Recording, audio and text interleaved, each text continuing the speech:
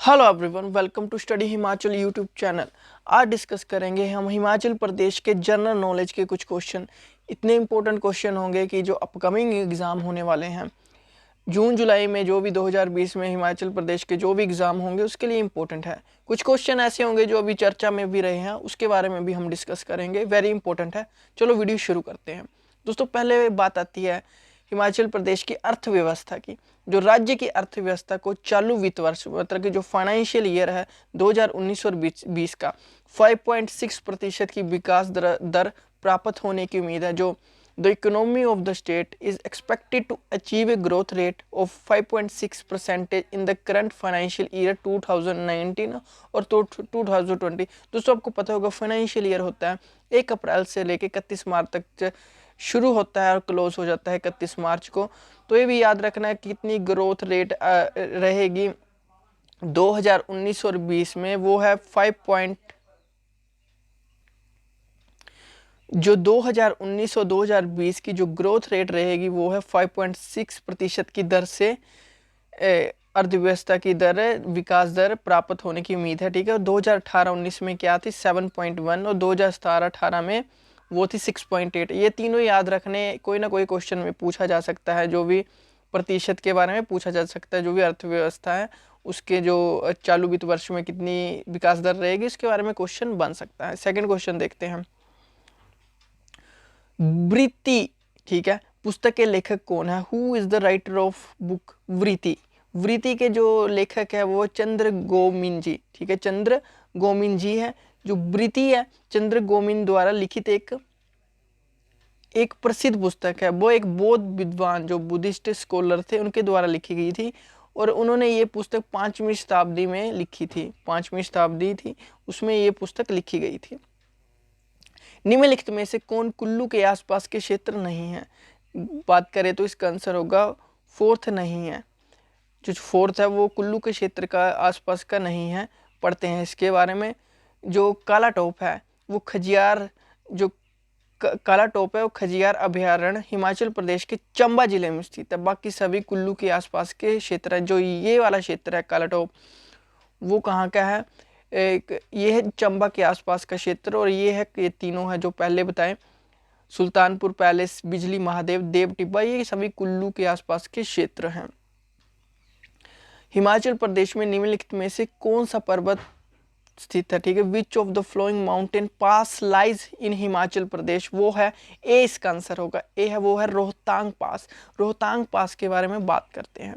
दोस्तों, जो ये वीडियो देख लो, ये जो पिक है मैंने आपको बताइए कि आपको याद रहे, ये है jeepable road in the world. ठीक है, जीपेबल रोड इसको बोला जाता है। क्या है मैं बता देता हूँ। रोहतांग कुल्लू घाटी को लाहौल और स्पीति घाटियों से जोड़ता है। जो रोहतांग कुल्लू घाटी को कहाँ से जोड़ता है? लाहौल और स्पीति घाटियों से जोड़ता है। रोहतांग दर्रा दुनिया का सबसे ऊंचा जीपेबल रोड है। ये एक उदात पहाड़ी मार्ग है। ठीक है, उदात पहाड़ी मार्ग है। कैसा मार्ग है ये? लोफ्टी माउंटेन है। ठीक है, पाथवे है। और ये जो गर्मियों के दौरान एक महत्वपूर्ण पर्यटन स्थल भी है। नेक्स्ट क्वेश्चन देखते हैं। दोस्तों, जो ताशीगांग है, नेक्स्ट क्वेश्चन है, ताशीगांग गांव दुनिया में सबसे ज्यादा मतदान केंद्र का गौरव प्राप्त है। ये हिमाचल प्रदेश के किस जिले में स्थित है? वो है लाहौल स्पीति जिले में स्थित है। ये भी इंपॉर्टेंट क्वेश्चन है, चर्चा में रहा था। Where is Rong Tong? Where is Rong Tong hydro project of 2 megawatt capacity? कहाँ पे है जो रोहटोंग? वो पड़ता है लाहौल स्पीति में पड़ता है। इसके बारे में कुछ बात करते हैं। जो रोहटोंग है एक 2 मेगावाट की परियोजना है जो लाहौल स्पीति जिले में रोंगटोंग नाला पर स्थित है, जो स्पीति नदी की एक सहायक नदी भी है। ठीक है, स्पीति की क्या है? ये सहायक नदी भी है। हिमाचल प्रदेश की एक अनूठी धातु कला कौन सी है? Which is the unique metal art of Himachal Pradesh? वो है मोहरा। मोहरा की बात करें कि हिमाचल प्रदेश की एक 20 का आंसर होगा। ठीक है, जो मोहरा है वो हिमाचल प्रदेश की एक अनूठी धातु कला है। मोहरा धातु पट्टिकाओं को दर्शाता है। ठीक है, मोहरा धातु पट्टिकाओं को दर्शाता है। और धातु की पट्टियां देवताओं को भगवान शिव, देवी और अन्य देवताओं की तरह उदाहरण देती है। जो ये मोहरा है कहाँ की? भगवान शिव और अन्य देवी देवताओं का एक उदाहरण मोहरा प्रोवाइड करवाती है, मतलब कि उदाहरण देती है। एक कल्चर को बताती है, ठीक है। अगला देखते हैं क्वेश्चन, निम्नलिखित में से किस तारीख को हिमाचल प्रदेश भारतीय संघ का पूर्ण राज्य बन गया, ठीक है।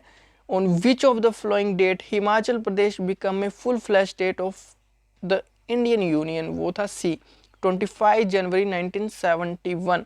अब इसके बारे में डिस्कस करते हैं कि 1 नवंबर 1966 ईस्वी में पंजाब को विभाजित करके पंजाबी भाषा वाला एक राज्य और हरियाणा को विभाजित करके हिंदी भाषा वाले 2 राज्य बन गए।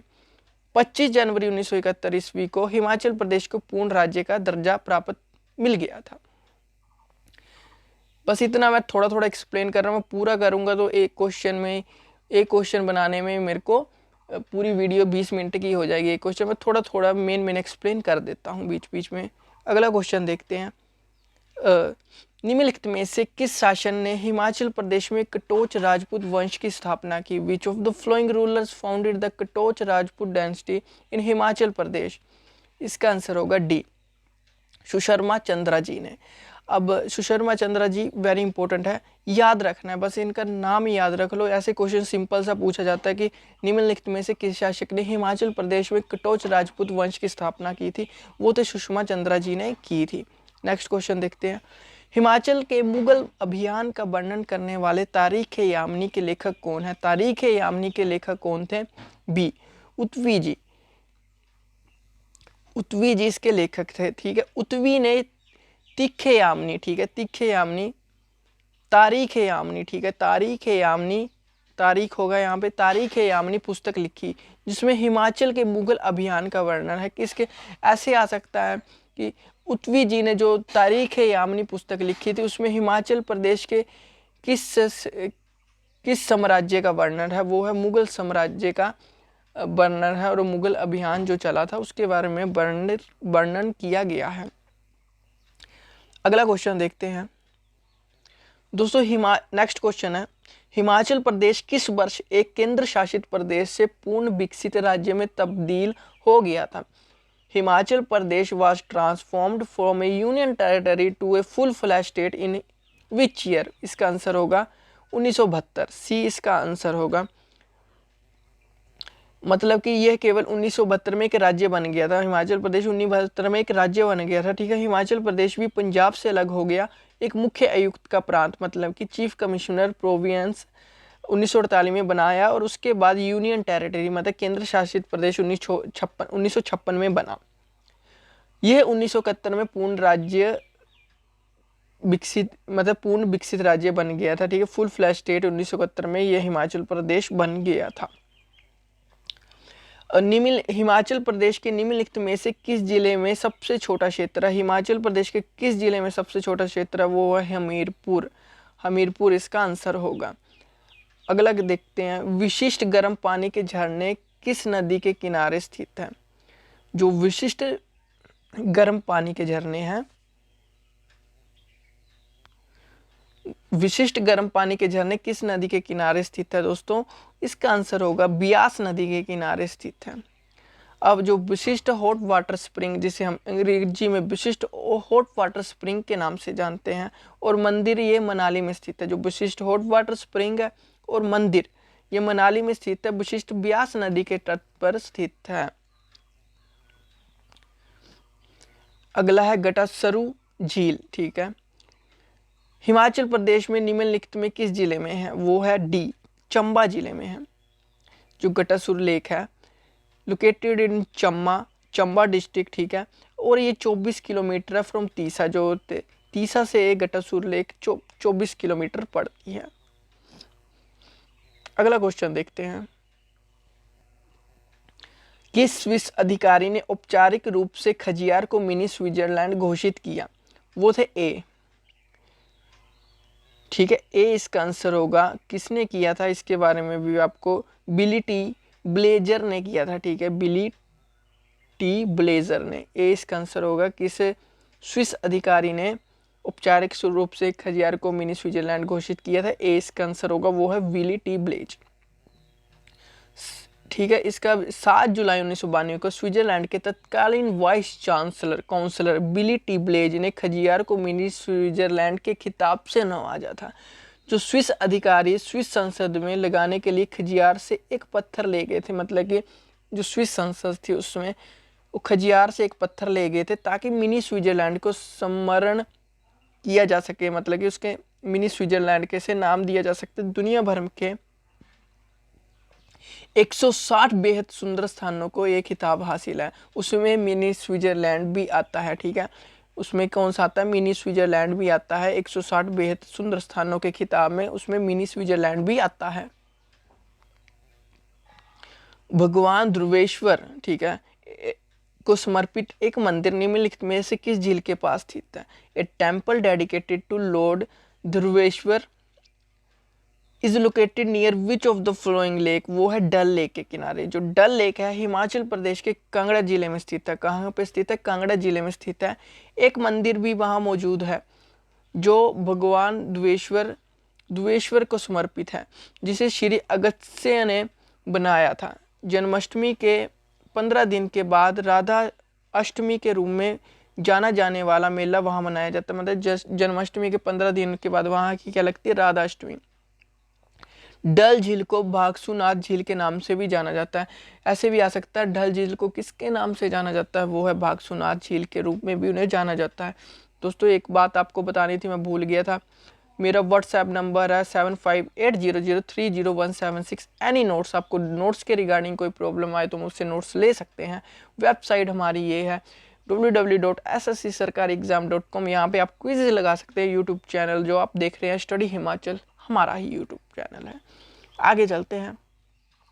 धर्मशाला में करेरी झील का पानी निम्नलिखित में से किस नदी में गिरता है? वो है बी इसका आंसर होगा, वो है क्याल्यून।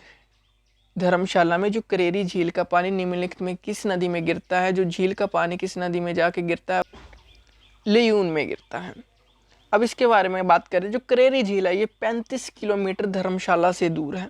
ये हरे घास के मैदान, ओक और देवदार के पेड़ों से घिरा हुआ है। किससे घिरा हुआ है? हरे घास के मैदान है, बड़े बड़े हरे घास के मैदान है, ओक और देवदार के पेड़ों से घिरा हुआ है। करेरी झील का पानी लियून नदी में गिरता है। कहाँ पे? लियून नदी में ही गिरता है। नेक्स्ट क्वेश्चन देखते हैं। Which is the highest mountain peak of Himachal Pradesh? Himachal Pradesh की सबसे ऊंची पर्वत चोटी कौन सी है? ये आपको पता भी होगा, आई थिंक, मेरे हिसाब से आपको पता भी होना चाहिए। ये क्वेश्चन का आंसर कोई भी दे सकता है, बड़ी बार क्वेश्चन बनता भी है। शिल्ला। अब हिमाचल प्रदेश की सबसे ऊंची पर्वत चोटी है किन्नौर जिले में स्थित है, शिला है, जो 7025 मीटर की ऊंचाई पर स्थित है।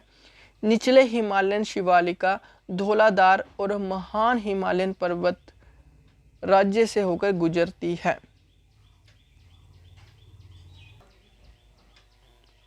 ठीक है दोस्तों, क्या हिमाचल प्रदेश की सबसे ऊंची चोटी पर्वत चोटी किन्नौर जिले में स्थित है? शिला कहाँ पे स्थित है? किन्नौर जिले में स्थित है। इतना तो आपको पता लग गया अभी तक। 7025 मीटर की ऊंचाई पर स्थित है ये। निचले हिमालयन शिवालिका मतलब कि, ठीक है, धौलाधार और महान हिमालयन मतलब ग्रेट हिमालयन नेशनल पार्क, जो ग्रेट हिमालयन पर्वत है, ठीक है, राज्य से होकर यहाँ गुजरती है। ग्रेट हिमालयन रेंजेस जो होती हैं वहाँ से होकर ये गुजरती है।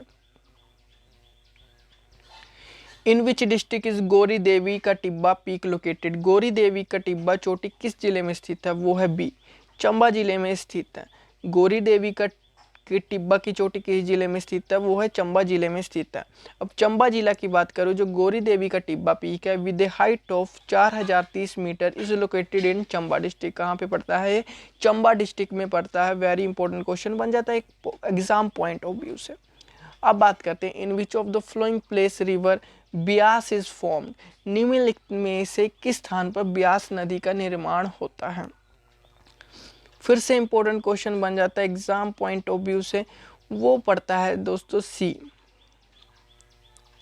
कहाँ पे पड़ता है? बता ही दिया आपको, पलांचन में। अब इसके बारे में बात करते हैं। जो इस सी इसका आंसर होगा।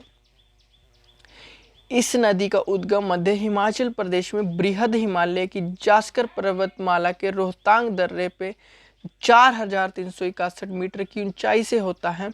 यहाँ से ये कुल्लू घाटी से होते हुए दक्षिण की ओर बहती है। कहाँ पे बहती है? दक्षिण की ओर ये बहती है।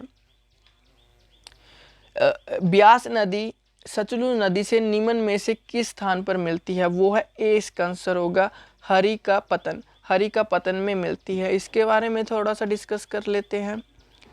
ठीक है, इतना ही बताऊंगा। ये हरि का पतन जाके होशियारपुर साइड मिलती है, ऐसे ऐसे होता है। इसके बारे में मैं डीपली डिस्कस करूंगा नेक्स्ट वीडियो में। अभी तक इतना ही। Thank you and have a nice day. Any notes के रिगार्डिंग आप मुझे यहाँ पे व्हाट्सएप कर सकते हैं। कोई प्रॉब्लम आए, किसी भी चीज़ में लाइफ में प्रॉब्लम आए, मुझसे डिस्कस कर सकते हैं। आपका मैं एक फ्रेंड हूँ, दोस्त हूँ। जब मर्जी ज़िंदगी में आए प्रॉब्लम किसी भी रिलेटेड एजुकेशन के, आप मुझसे व्हाट्सएप पे भी बात कर सकते हैं या वीडियो कॉल भी कर सकते हैं। Thank you and have a nice day. Bye bye. I hope आपको हमारी वीडियो भी बढ़िया लगी होगी। जय हिंद, जय भारत।